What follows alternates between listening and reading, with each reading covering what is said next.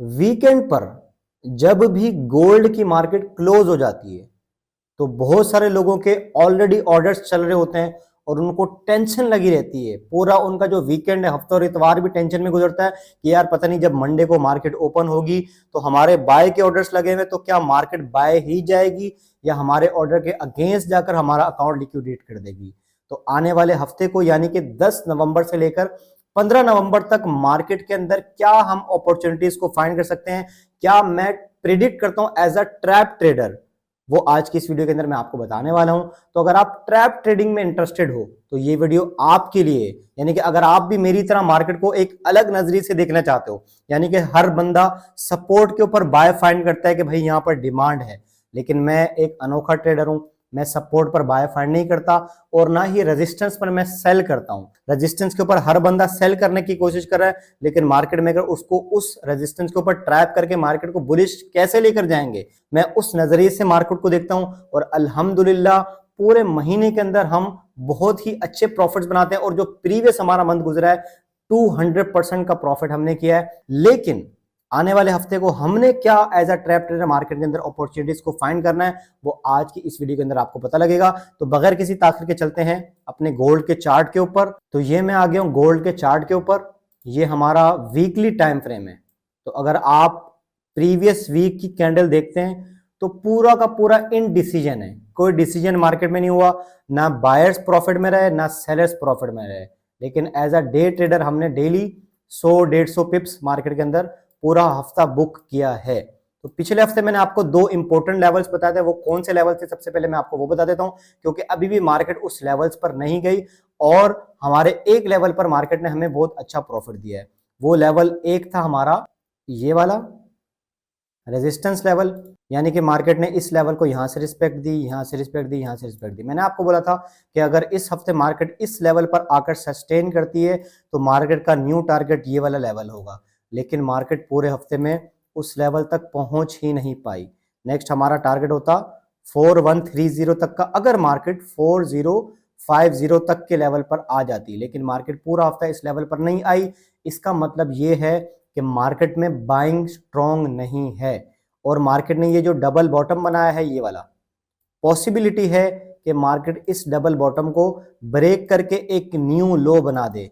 लेकिन हम selling find कहां से करेंगे, इसके लिए आपको थोड़ा और एनालाइज करना पड़ेगा H4 टाइम फ्रेम पर आकर। तो ये हम आ गए H4 टाइम फ्रेम के ऊपर। यहां पर हम कुछ और अपने इंपॉर्टेंट जोन्स मार्क कर लेते हैं। तो एक तो मेरा ये वाला जोन है, अगर इसको मैं करेक्ट कर लेता हूं, और एक मेरा ये वाला एक इंपॉर्टेंट जोन है। ये वाला हमारा जोन है 4025 से लेकर 4030 तक का लेवल। तो इस लेवल पर अगर आकर मार्केट सस्टेन करती है 4025 से लेकर 4035 तक, तो पॉसिबिलिटी है कि यहां पर जो सप्लाई कम हो चुकी है, यानी कि यहां से लास्ट टाइम मार्केट इतना ज्यादा गिरी थी, सेकंड टाइम इतना ज्यादा गिरी थी, थर्ड टाइम इतना ज्यादा गिरी थी, फोर्थ टाइम इतना गिरी है और फिफ्थ टाइम सिर्फ और सिर्फ इतना गिरकर मार्केट दोबारा से ऊपर आने की कोशिश करी। यानी कि हर बार सप्लाई कम हो जाती है। तो जब भी रेजिस्टेंस पर सप्लाई कम होती है तो मार्केट उस रेजिस्टेंस को ब्रेक करके न्यू सप्लाई लेने के लिए न्यू रेजिस्टेंस पर जाती है। तो पॉसिबिलिटी है कि अगर आने वाले हफ्ते के अंदर मंडे, ट्यूसडे, वेडनेसडे को मार्केट इस लेवल पर सस्टेन करे और यहां से स्ट्रॉन्ग रिजेक्शन ना मिले, तो ऑब्वियस सी बात है कि मार्केट इस लेवल को ब्रेक करके अपने न्यू लेवल तक जाएगी और उसके बाद मार्केट वहां से बुलिश हो सकती है। तो अगर मार्केट इस लेवल पर रहती है मंडे वाले दिन, पॉसिबिलिटी है कि मंडे को ये वाला लेवल ब्रेक हो जाए।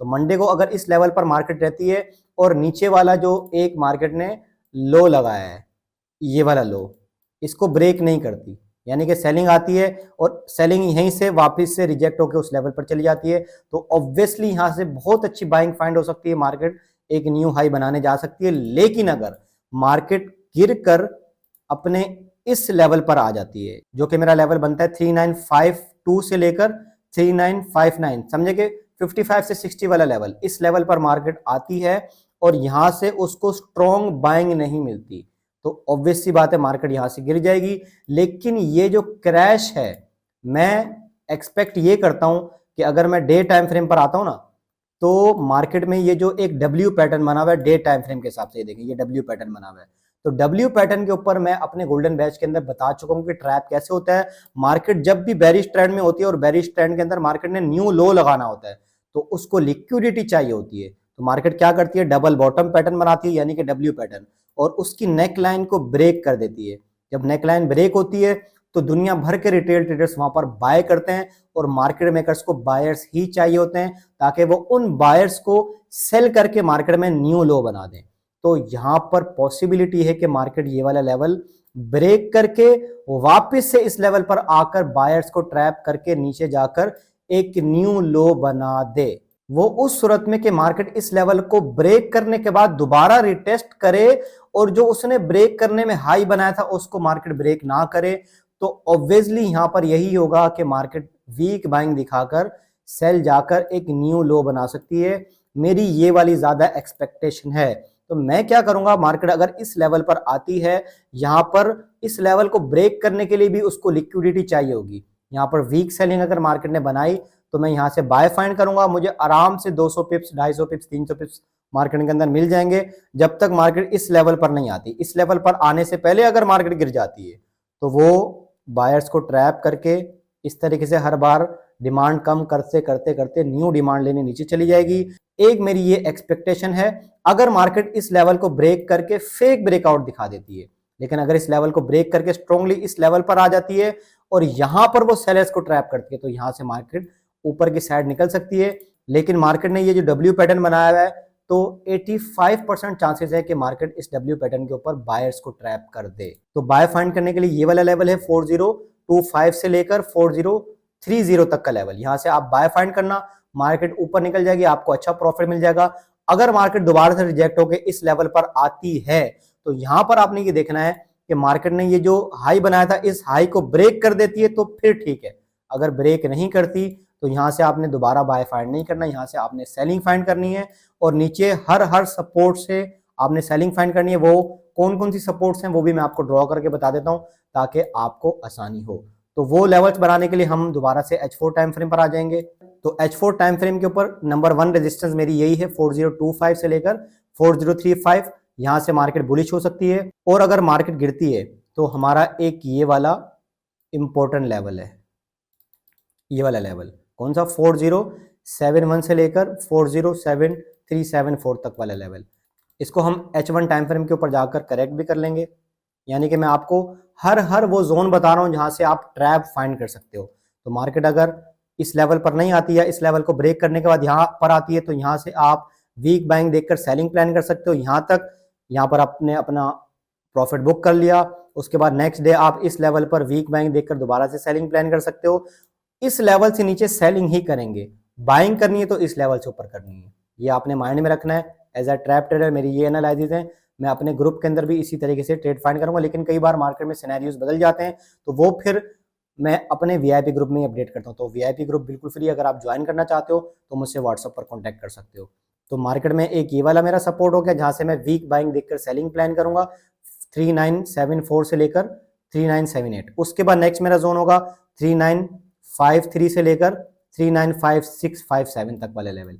इस लेवल को भी अगर मार्केट ब्रेक कर देती है तो नेक्स्ट हमारा लेवल होगा ये वाला लेवल 3928 से लेकर 3933। इस लेवल पर भी आकर अगर मार्केट नहीं उठती तो यहां से भी वीक बाइंग देखकर हम सेलिंग प्लान करेंगे और फिर हमारा ये वाला एक लेवल होगा। ठीक है, इस जोन पर अगर मार्केट अपने आप को सस्टेन कर लेती है तो फिर मार्केट में एक बेरिश मोमेंटम स्टार्ट होगा और फिर मार्केट बुलिश नहीं होगी जब तक मार्केट अच्छे तरीके से बायर्स का सफाया नहीं कर देती, बायर्स को लिक्विडेट नहीं कर देती।